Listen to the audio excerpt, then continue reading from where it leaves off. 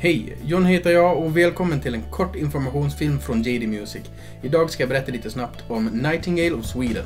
Ett par trådlösa Bluetooth-hörlurar som är in-ear-lurar. Du laddar dem i det här etuiet och klickar fast med magnet. Så de sitter väl på sin plats när man inte använder dem. Powerbanken i etuiet laddar upp med micro-USB. Den stora USB-porten kan man använda för att få lite nödström till telefonen om det skulle behövas. När du startar hörlurarna för första gången så ska du bestämma vilken lur du vill använda som primär och vilken du ska använda som sekundär.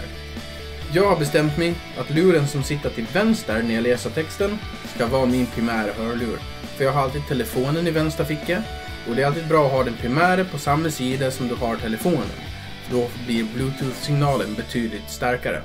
Den primära hörluren är den som faktiskt kopplar upp mot telefonen. Det är också den som du kan använda som handsfree vid handsfree-samtal.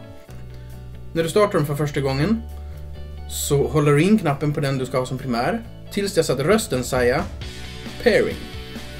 Nu startar du din sekundära. Du trycker på knappen tills du hör power on. Så, power on följdes av ett kort pip i båda lurarna. Nu är de parade. Och det är nu du tar fram din telefon, drar igång Bluetooth och parar ihop det med The Nightingale of Sweden.